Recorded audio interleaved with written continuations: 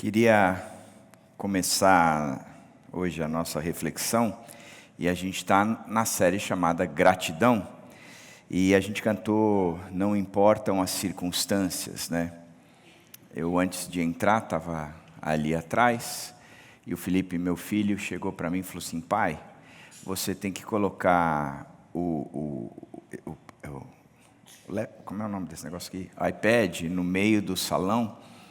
E tiraram o X, será que você consegue? Quer que eu leve isso? Ou você consegue se concentrar ali no meio do salão? E eu fiquei pensando, não importam as circunstâncias.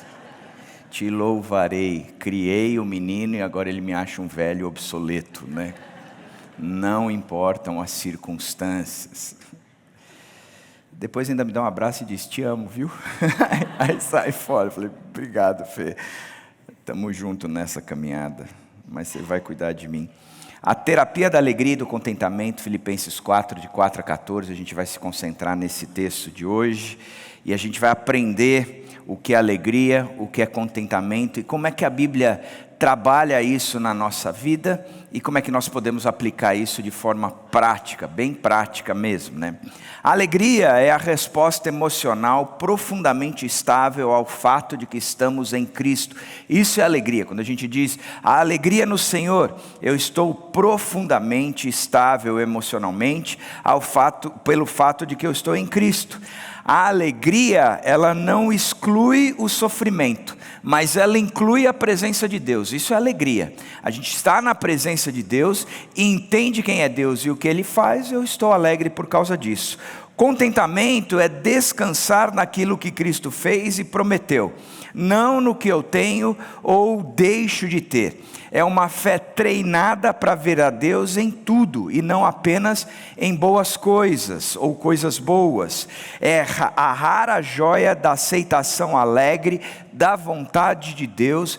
Eu aceito tudo o que eu estou vivendo porque entendo que isso é vontade de Deus e estou estável interiormente porque eu entendo que Deus é presente.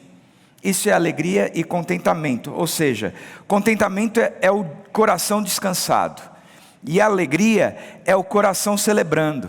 Contentamento é a raiz, a alegria é o fruto. Então, baseado nessa diferença, vamos ler o texto de Filipenses 4, e ele diz assim: alegrem-se sempre no Senhor, novamente direi, alegrem-se, seja a amabilidade de vocês conhecida por todos, perto está o Senhor. Talvez você pense, quem está escrevendo isso é Paulo. Paulo era o grande apóstolo, o cara tinha fama, tinha poder dentro da igreja, de um monte de coisa, só que ele estava preso. Então, o contexto histórico, da onde ele estava, pesa muito quando nós lemos um texto como esse. Ele estava em cadeias. Alegrem-se sempre no Senhor, novamente direi, alegrem-se. Seja a amabilidade de vocês conhecida por todos, perto está o Senhor. Não andem ansiosos por coisa alguma, mas em tudo, pela oração e súplicas, e com ação de graças, apresentem seus pedidos a Deus. E a paz de Deus, que excede todo entendimento, guardará o coração e a mente de vocês em Cristo Jesus. Finalmente, irmãos, tudo que for verdadeiro, tudo que for nobre, tudo que for correto, tudo que for puro, tudo que for amável, tudo que for de boa fama, se houver algo de excelente ou digno de louvor, pensem nessas coisas. Ponham em prática tudo que vocês aprenderam, receberam e ouviram de mim, em mim. Ouviram e viram em mim, e o Deus da paz estará com vocês. Alegro-me grandemente no Senhor, porque finalmente vocês renovaram o seu interesse por mim. De fato, vocês já se interessavam, mas não tinham oportunidade para demonstrá-lo. Não estou dizendo isso porque esteja necessitado, pois aprendi a adaptar-me em toda e qualquer circunstância. Sei o que é passar necessidade e sei o que é ter fartura. Aprendi o segredo de viver contente em toda e qualquer situação. Seja bem alimentado, seja com fome, tendo muito ou passando necessidade. Tudo posso naquele que me fortalece. Apesar disso, vocês fizeram bem em participar das minhas tribulações. A primeira terapia que a gente aprende nesse texto é a terapia da alegria como decisão diária. Alegrem-se sempre no Senhor, novamente direi, alegrem-se. O Caleb trabalhou bastante neste contexto na semana passada, mas quando a gente olha esse texto, a gente percebe que a alegria é um imperativo, baseado numa realidade e não numa emoção. Ou seja, não há escolha para mim e para você como verdadeiros cristãos que não seja buscar a alegria. E a alegria é baseada na oportunidade de mudança. Interessante que Tiago diz que tenho que ter por motivo de grande alegria o passar por várias provações. Parece loucura isso, né? Tenho motivo de toda alegria o passar por várias provações. Tiago, por que é que você diz isso? Você parece louco ao falar essa história. Quem é que vai ter alegria com sofrimento? Isso não existe, isso não deve acontecer. Mas Tiago pontua a razão do porquê. Ele explica que a provação produz perseverança. E a perseverança, ela deve ter ação completa. Ou seja, eu perseverar na provação traz um resultado final que é uma transformação integral. Que transformação é essa? Eu me tornei maduro, eu me tornei íntegro. Ou seja, o íntegro é aquele que está inteiro, o maduro é aquele que está no ponto. Ou seja, o passar por provação me deixa dessa forma, me deixa com esse jeitão, me deixa com essa característica. Portanto, a alegria não é no sofrimento, mas a alegria é no resultado que o sofrimento nos traz quando nós somos cristãos. É essa a grande sacada. O judeuzinho desde pequenininho entendia que é ensinado que as dificuldades, as lutas, as provações, as tribulações da vida não devem ser vistas por nós como um problema, mas como oportunidade de crescimento pessoal. E é isso que a Bíblia diz. A alegria na oportunidade de crescer, de me tornar maduro, de me tornar íntegro. Agora, o que significa ser maduro, íntegro? Às vezes a gente fala a respeito disso, isso fica muito utópico, né? Muito distante. Paulo, quando escreve aos Romanos, ele vai dizer que Deus age em todas as coisas para o bem daqueles que amam a Deus. Ou seja, Deus age em tudo, em tudo. Pensa na circunstância que você está vivendo agora. Ela é boa, Deus age. Ela é ruim, Deus age. Não, André, ela é péssima, Deus age. Não, André, ela é excelente, maravilhosa, Deus age. Porque Deus age em todas as coisas. Não são algumas coisas ou alguns momentos, mas em todas as coisas. Isso não quer dizer que Ele vai pegar esta circunstância e transformá-la numa circunstância boa. De que agora eu estou passando pelo deserto, eu estou passando pelas tempestades, eu estou passando pelas lutas, o choro pode durar uma noite, mas a alegria vem pela manhã, e assim que eu acordar de manhã, a minha vida vai ser totalmente transformada, as circunstâncias serão alteradas. Aquela sogra que morava comigo, ela foi morar com Deus, a coisa está maravilhosa, maravilhosa. A Bíblia em nenhum momento ela trata isso. Isso é uma teologia de coaching que está sendo pregada por aí, como se você permanecer as coisas vão mudar e vai melhorar. Isso não existe, isso é balela. O que Paulo nos ensina, associado à doutrina de Tiago e de todo o restante da Bíblia, é a seguinte: o sofrimento gera maturidade, o sofrimento gera integridade. E o que significa maturidade e integridade? Paulo diz, porque Deus age em todas as coisas para o bem daqueles que o amam, dos que foram chamados de acordo com o seu propósito. Por quê? Porque aqueles que de antemão conheceu, também os predestinou para serem conformes à imagem do seu Filho. Ou seja, o sofrimento, a tribulação, me torna maduro, me torna íntegro. O sofrimento e a tribulação, ela permite com que Deus haja em todas as suas facetas. Mas para quê?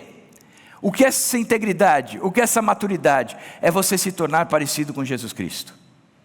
Portanto, você pode estar passando por uma situação agora, e Jesus te transformar, te tornando mais parecido com Ele. A situação continua a mesma, mas você nunca mais será o mesmo. E é esse o objeto da transformação que Deus procura. Entenderam? Entenderam? O que Deus quer te transformar é a imagem e semelhança do Filho. Porque circunstância boa você vai ter quando Jesus Cristo voltar. Até lá, gente, é ralação mesmo, é dureza, é dificuldade.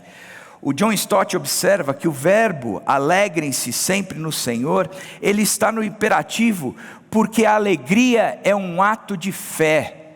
Eu começo a entender que as circunstâncias que eu estou vivendo hoje, elas existem para a minha maturidade, para o meu crescimento, para que eu aprenda a depender desse Deus, para que eu desfrute deste Deus, mesmo caminhando no vale da sombra da morte, a certeza de que Ele está comigo, e não a certeza de que o vale será agora um pico de vida. Não, o vale é de sombra da morte, mas eu agora entendi que eu passo com Ele, e passo com Ele para ser transformado.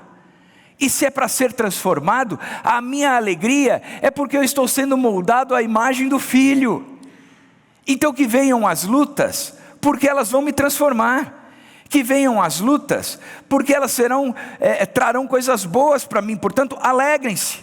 Novamente direi, alegrem-se. Ou seja, neste primeiro movimento, nós entendemos que existem fundamentos aqui. O primeiro, a alegria é no Senhor, não é na circunstância. A circunstância ruim continua trazendo sofrimento. Lázaro morreu e Jesus chorou. Essa é a verdade. A circunstância continua trazendo sofrimento, mas eu me alegro no Senhor e no propósito dEle, por me promovendo o que eu vou ter, enquanto passo por aquilo que estou passando, né? A segunda coisa é que é uma alegria sempre, ela é contínua. Alegrem-se sempre, alegrem-se sempre, é imperativo e ela é contínua.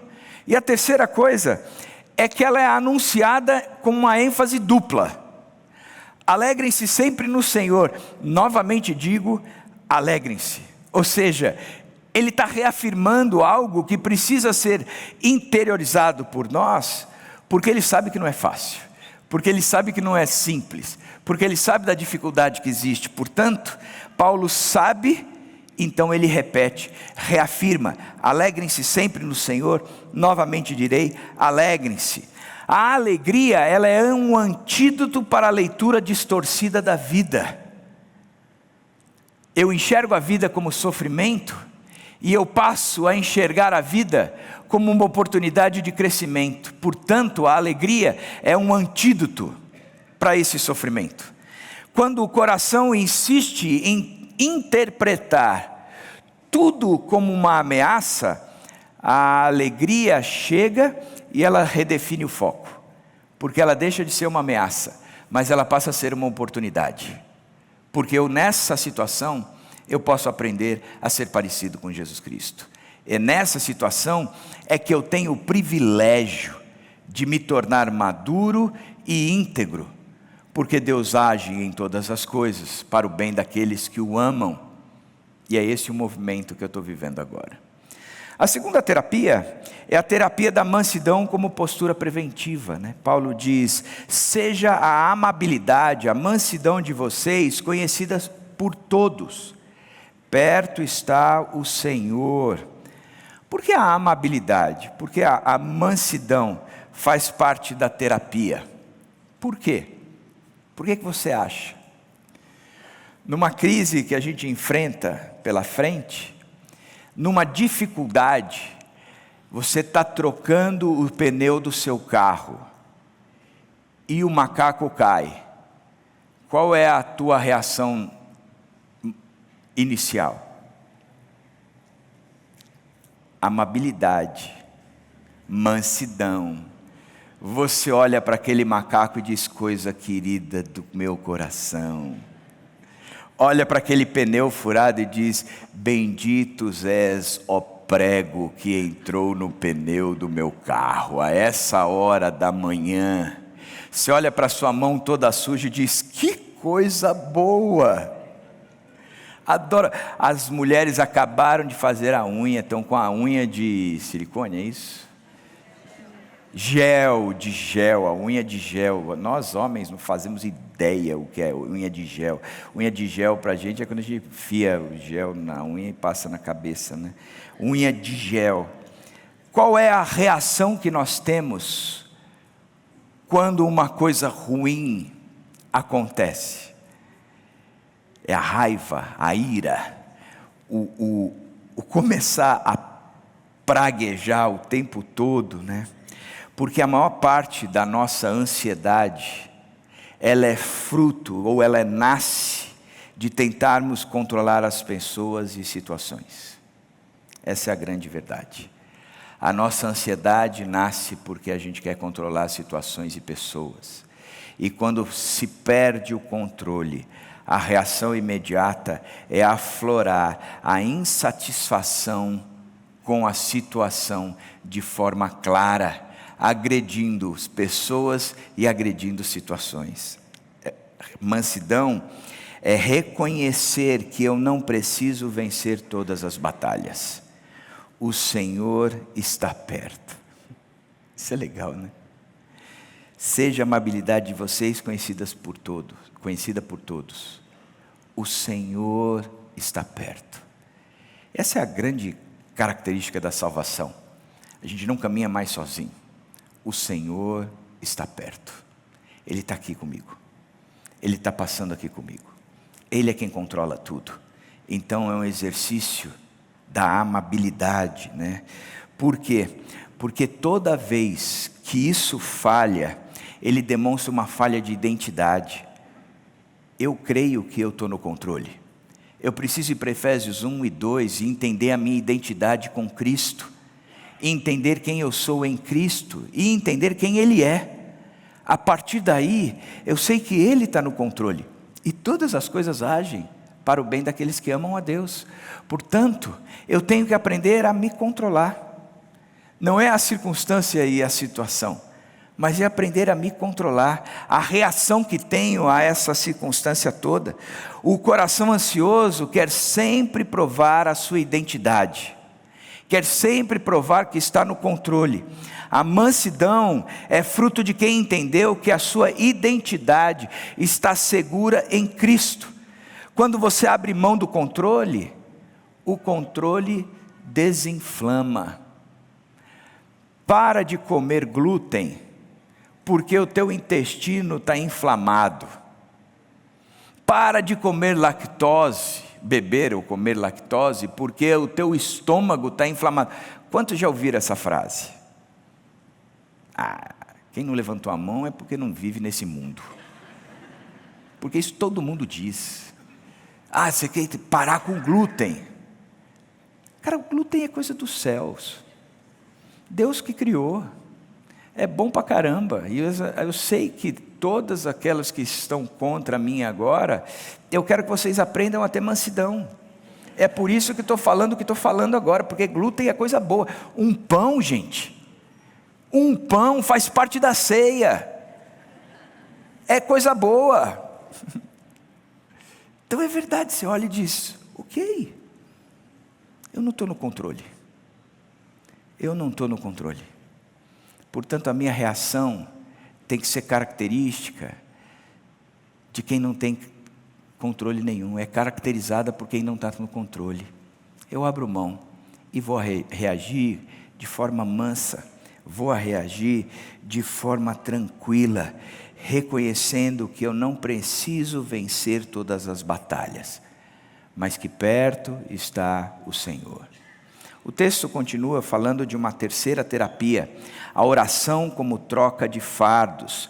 Não andem ansiosos por coisa alguma, mas em tudo, pela oração e súplicas, e com ação de graças, apresentem seus pedidos a Deus, e a paz de Deus, que excede todo o entendimento, guardará o coração de vocês e a mente de vocês em Cristo Jesus. Essa é a grande sacada. A oração é uma prática espiritual da nossa fé. Fé não é crer em promessas, fé não é crer que a circunstância vai virar, fé não é fazer uma fezinha numa aposta para que você se torne rico. Fé é a crença numa pessoa.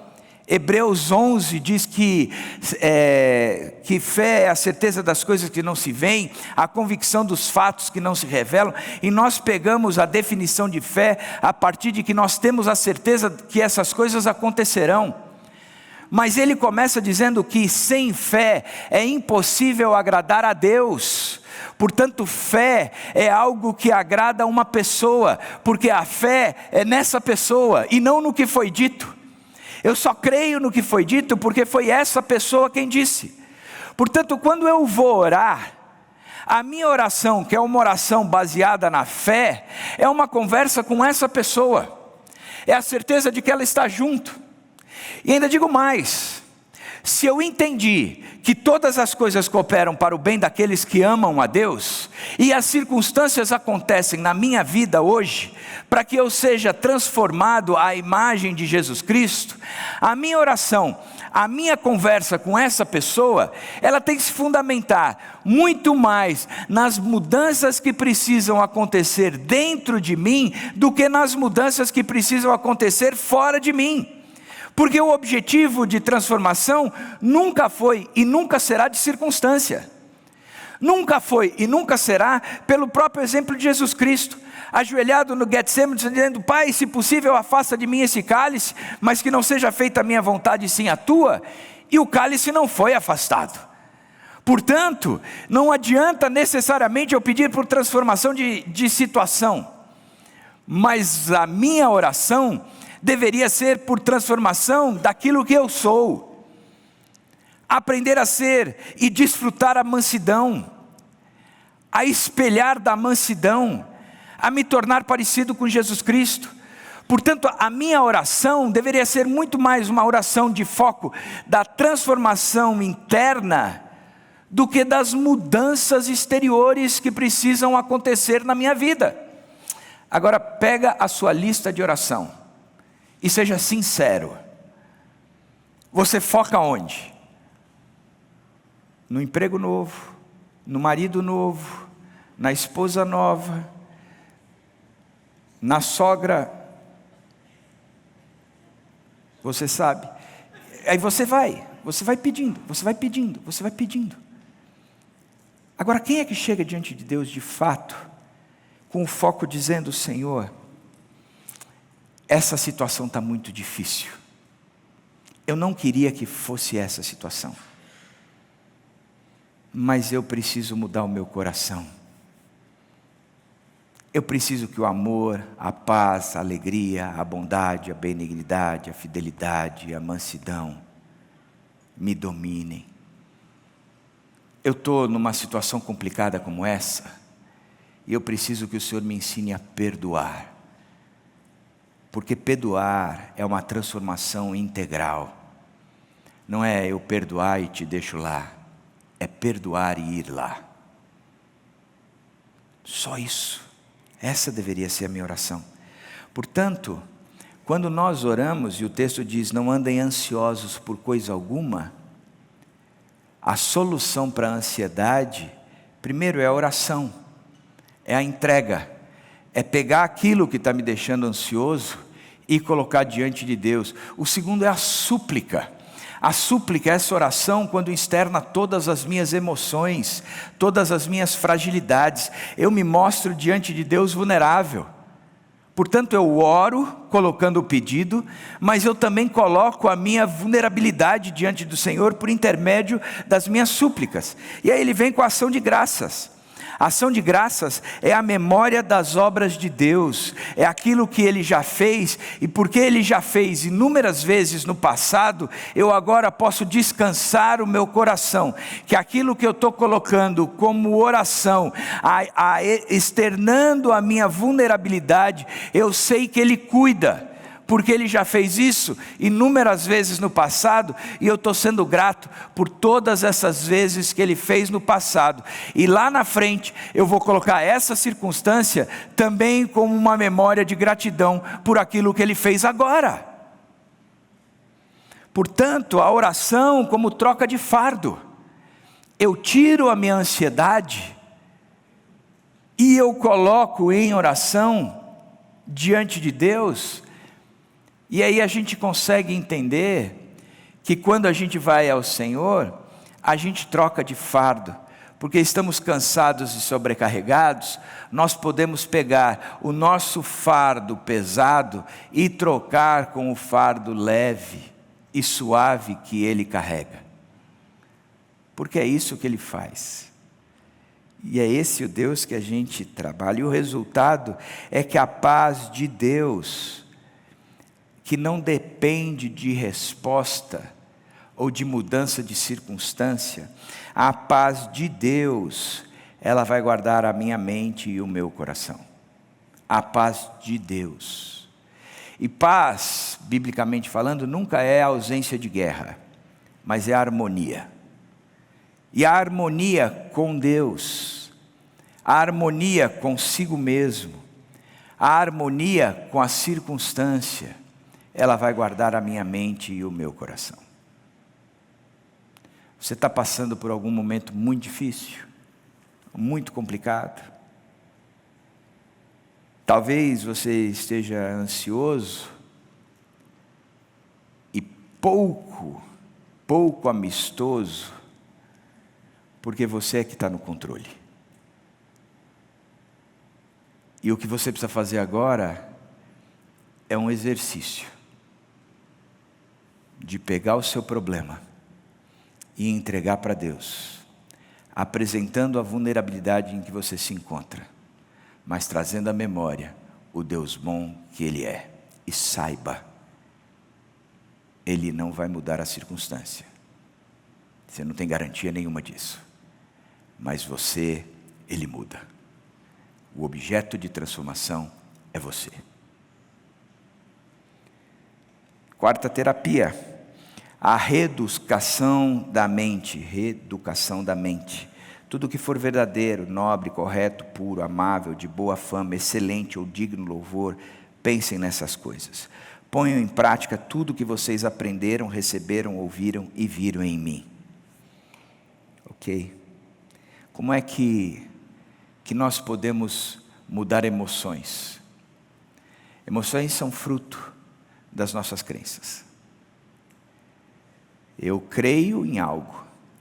E se isso não aconteceu, eu vou responder emocionalmente. Um exemplo que eu ilustro sempre: você está dirigindo o carro, alguém te fecha, você não escolheu ficar com raiva, a raiva brota. Por quê? Porque tem uma crença aí. Mas você vê que a pessoa que está do seu lado está levando a esposa para dar à luz, está com 59 dedos de dilatação, a cabeça do menino já está para fora, e ele te fecha, você não vai explodir com raiva, por causa da crença. Ela está precisando de ajuda. Se preciso for, eu desço do carro, paro todo mundo e empurro o carro até chegar lá. As nossas emoções não são escolhidas por nós. Eu não viro e falo, eu vou ficar com raiva do Ricardo agora. Não. Se ele fizer algo para mim, eu fico com raiva. Se ele não fizer, eu não fico com raiva, porque eu não escolho isso. É fruto de uma crença. Então o texto está trabalhando, e Paulo é brilhante, porque ele entende coisas, gente, que eu não sei como ele entenderia se não fosse por ação do Espírito na vida de um sujeito como ele. Porque ele está trazendo algo que a neurociência está trazendo hoje para nós: a mudança de crenças. Ele vai dizer: tudo o que for verdadeiro. O que você está pensando, é verdadeiro ou é suposição? Não, eu acho que meu chefe vai me mandar embora. Isso é verdadeiro ou é suposição? Não, é verdadeiro. Não, se não é verdadeiro, é suposição. Então você não deve pensar sobre isso. Porque eu ficar pensando sobre isso só caracteriza controle. O controle vai gerar ansiedade, vai tirar a mansidão da sua vida. Você não vai nunca conseguir desfrutar da alegria, porque você continua no controle. Crença. Precisa mudar a crença. Tudo o que é verdadeiro. Os outros filtros eu acho que eu nem entro tanto, porque esse tudo o que é verdadeiro para mim já é o filtro que basta. Porque a ansiedade nada mais é do que suposição. Pode até ser evidente, mas não deixa de ser suposição. Não se concretizou. Então, porque não se concretizou? Quantas e quantas vezes você foi para uma reunião dizendo, se ele falar isso, eu vou responder isso. Se ele falar aquilo, você vai responder aquilo. Se eu vou falar, e eu vou falar, e vou falar, e vou falar, e vou falar. E você chega na reunião, foi para o outro lado. Não rolou nada. Verdade ou mentira? Só eu que participo disso? Só, né, Marcelo? A gente se programa para algo que não acontece. Porque a gente está no controle. Então tudo que for verdadeiro. Tim Keller diz que a imaginação moldada pelo Evangelho reconfigura emoções tóxicas. E Paulo então ele une duas coisas. O pensar corretamente, o renovar a mente, e o praticar corretamente, imitar o que aprenderam com ele. Então ele vai falar, olha, vocês vão pensar, mas vocês também têm um modelo para seguir. Não é algo abstrato, ele é concreto, você enxerga. A mente, uma coisa que eu e você precisamos entender, é que a mente ela não é neutra, ela não é passiva. Não, a mente é algo que precisa de treino. Eu preciso treinar, eu preciso treinar. Agora presta atenção, a Dani que fala muito disso, não vá pedir para Deus paciência, porque se você for pedir a Deus para paciência, Ele vai te treinar na paciência. Agora se você quer ser parecido com Jesus, você vai pedir paciência,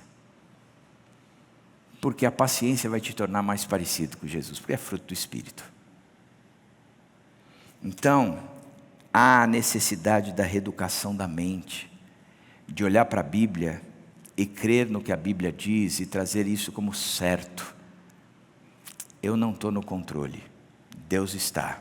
Então vou pregar o que eu tenho e colocar em oração diante de Deus, para que a minha ansiedade seja trabalhada. Para isso, eu vou apresentar diante de Deus as minhas vulnerabilidades. Mas eu vou recordar o que Deus fez.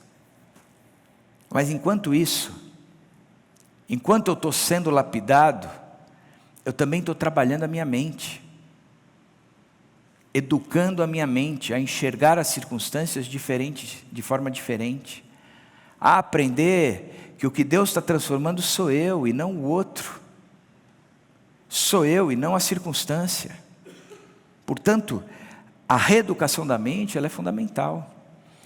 A quinta terapia é o contentamento como aprendizado. Aprendi a adaptar-me a toda e qualquer circunstância. Aprendi o segredo de viver contente em toda e qualquer situação. Eu tudo posso naquele que me fortalece. Texto mal pregado, né, gente? Porque quando a gente entende o contexto, tudo posso naquele que me fortalece.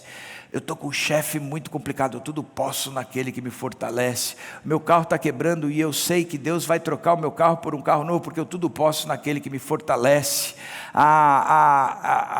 Sei lá, eu quero perder 15 quilos e o Engov não está funcionando mais, mas eu sei que eu vou chegar lá porque eu tudo posso naquele que me fortalece. E aí a gente sai sempre crendo que é algo benéfico nesse sentido. Mas ele é aplicado ao texto do aprendizado do contentamento. Mesmo que o carro quebre e dê perda total, eu aprendi a viver contente.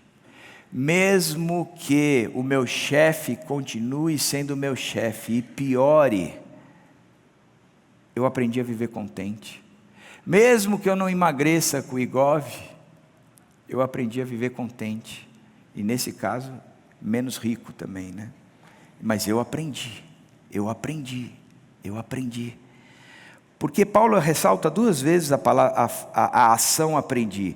Aprendi a adaptar-me em toda e qualquer circunstância. Aprendi a adaptar-me, me ajustar em toda e qualquer circunstância. E aprendi o segredo de viver contente. O aprender a adaptar-se está atrelado com o contentamento. Porque muita gente só consegue se imaginar contente se a circunstância mudar. Mas a Bíblia diz que a circunstância não vai mudar. Portanto, eu aprendo a viver contente. É um aprendizado. E aí eu tudo posso naquele que me fortalece. Eu posso qualquer coisa para aprender a viver contente. Eu queria muito ser esses pregadores coaching que diriam que você tudo pode. Você tudo pode. Você pode aprender a viver contente em toda e qualquer circunstância. Você pode sim, e você pode tudo no Senhor. Pode tudo a aprender a adaptar-se em toda e qualquer circunstância, porque você tudo pode naquele que te fortalece. É isso que o texto está ensinando. Essa é a realidade. Portanto, eu aprendo a viver contente quando o meu casamento está bem, mas também quando ele está mal. Eu aprendo a viver contente quando o meu emprego está bom, mas quando ele também está mal. Eu aprendo a viver contente quando a minha saúde está boa, mas também quando ela está mal. Eu aprendo a viver contente quando os meus filhos estão super obedientes e bacaninhas, mas também quando estão dando problema na escola. Eu estou sendo chamado pelo diretor, porque os meus filhos se tornaram excelentes alunos. Eu aprendi. Porque isso é um aprendizado. O contentamento, ele não é natural, ele é aprendido. O Eugene Peterson tem um livro chamado Uma Longa Obediência na Mesma Direção. Isso é um aprendizado. Não depende de abundância ou escassez. Na verdade, ele é fruto do relacionamento com Cristo e ele é a suficiência real que eu tenho. 2 verdades importantes. Há coisas que só se aprendem no vale. E a força que sustenta o contentamento é Cristo. Portanto, o contentamento, ela é uma liberdade emocional. Não viver refém das circunstâncias ou comparações. A 6ª terapia, a generosidade como exercício de cura. Vocês fizeram bem em participar das minhas tribulações. Por que a generosidade entraria nessa terapia? Porque o cuidar do próximo entra nessa terapia. Porque tudo é uma questão de um cuidado excessivo consigo mesmo. De estar você no controle e de querer tudo para você. A generosidade vai fazer com que eu pegue o que eu tenho, seja meu tempo, sejam meus recursos, seja o que for, e eu empregue isso na vida do outro. Porque o egoísmo, ele adoece a alma, mas a participação na partilha, ela cura. A alegria de Paulo, ela se renova porque viu a comunidade em solidariedade, parceria, e tudo isso a partir do Evangelho. O Tim Keller diz que o Evangelho cria um povo que se alegra mais em dar do que receber. Quem vive para si, vive sempre vazio. E quem reparte, experimenta alegria renovada. E eu não estou querendo dizer aqui que o texto, apesar do contexto do texto ser recursos financeiros, eu estou querendo dizer do teu tempo, de qualquer recurso que Deus tenha te dado, de você ligar para alguém, de você fazer uma visita para alguém, de você ir cuidar desse alguém, de você ligar para essa pessoa e dizer, eu quero cuidar dos seus filhos essa noite para que você tenha uma noite livre com seu marido. Quem pode dizer amém para isso? E quem não diz amém? Eu mesmo digo, não, amém, para isso nem me deixe seus filhos.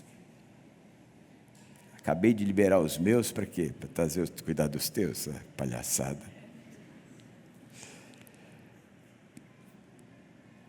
mas é olhar e falar, eu preciso cuidar. Estou pagando um jantar para você lá nos Cardeais, pode ir à vontade, vai curar sua alma lá. Eu estou cuidando de você, estou cuidando de você, estou cuidando de você. A generosidade como exercício de cura. Eu paro de olhar para mim mesmo, mas eu passo a olhar para o próximo. Eu mudo um pouco o foco. Portanto, se a gente parar para pensar em tudo que foi dito, a terapia da alegria e do contentamento, ela começa com a alegria como decisão diária, ela passa por mansidão como postura preventiva, ela vai à oração como uma troca de fardos, depois a reeducação da mente, o contentamento como aprendizado e por fim a generosidade como exercício de cura. Esse é um bom caminho para você aprender a viver contente. Quer tirar foto? Vai. Pronto, fiquei bonito no filme? Mas termino com uma pergunta. Estou vivendo pela realidade de Cristo, alegria e contentamento, ou pela oscilação das circunstâncias, ansiedade e comparação? Tira a foto dessa pergunta e a partir da tua resposta, faça esse circuito todinho que nós estamos trabalhando, dessa terapia da alegria e contentamento, que é marca do cristão. E que assim seja a nossa comunidade. Uma comunidade de gente que é alegre e aprendeu a viver contente em toda e qualquer circunstância. Que o exterior não é mais o foco de preocupação ou objeto de mudança, mas o meu interior é o que eu quero que seja renovado dia a dia. E todos os dias eu vou levantar, tomando a minha cruz, e negando a mim mesmo, e seguindo Jesus como verdadeiro discípulo. Pois é para isso que eu fui chamado.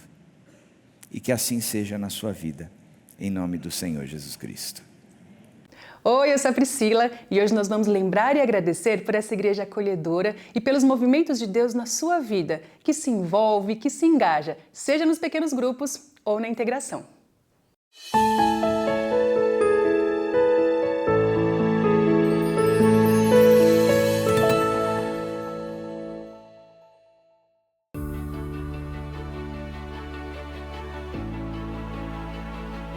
Participar do processo de integração foi essencial assim no início do meu relacionamento com Deus. Quando eu comecei a frequentar a Iba Viva, eu percebi que eu não queria ser uma frequentadora apenas de domingo, né? Então, para isso eu precisava de pessoas mais maduras na fé que caminhassem comigo durante esse processo. Engraçado que no meu grupo parece que o Senhor reuniu ali todas as pessoas que precisavam estar ali, porque a gente compartilha de situações muito parecidas, de lutas, de alegrias, de situações que eu posso ajudar uma das meninas e que elas já passaram e podem me ajudar. Então, olha, eu sou muito grata a Deus, de Deus ter me trazido para uma igreja tão séria, tão comprometida de verdade com a palavra, sabe? Em mostrar para nós quem é realmente o Jesus das Escrituras, em como segui-lo de verdade, como se tornar um discípulo de verdade mesmo de Jesus. Então, eu sou muito grata a Deus por isso.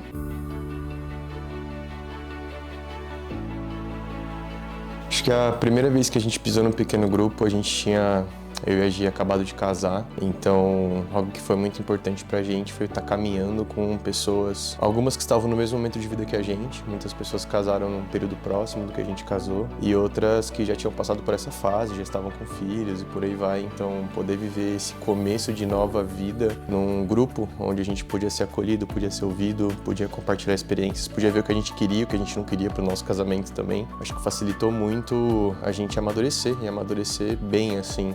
A gente teve que multiplicar nosso PG, ele era um PG muito grande, tinham muitas pessoas, o que é uma bênção, mas perdeu um pouco a característica do que é o objetivo de um PG. E foi debaixo de muita oração, de aconselhamento. Nossa, a gente não quer fazer esse movimento, a gente tá muito bem, fez muita diferença na nossa vida, mas a gente tomou uns puxões de orelha aí e entendemos que, beleza, chegou a hora de você fazer o que vocês viveram na vida de outras pessoas. E de forma muito orgânica as pessoas foram chegando. Desse um mês que a gente teve 4 encontros, no 5º encontro chegou um pessoal, depois chegou mais gente.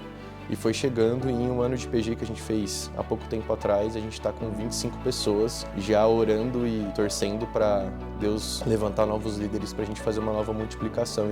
Eu sou grato primeiramente a Deus, exatamente pelo que eu falei sobre estar vivendo uma nova experiência de vida com casamento e poder compartilhar isso com as pessoas fez total diferença. Então, curiosamente, eu acho que um movimento que me faz ser grato tem a ver totalmente com o fato de poder ser constrangido pela vida dos outros e me fazer pensar no que eu preciso fazer em relação a esses que estão ali para ser cuidados e abraçados. Quanta gratidão, né? Como igreja, nós temos o compromisso de ser um lugar onde as pessoas se sintam vistas, cuidadas, amadas. Que o Senhor continue nos ensinando a ser uma família onde todos são bem-vindos, valorizados e transformados pelo amor de Jesus.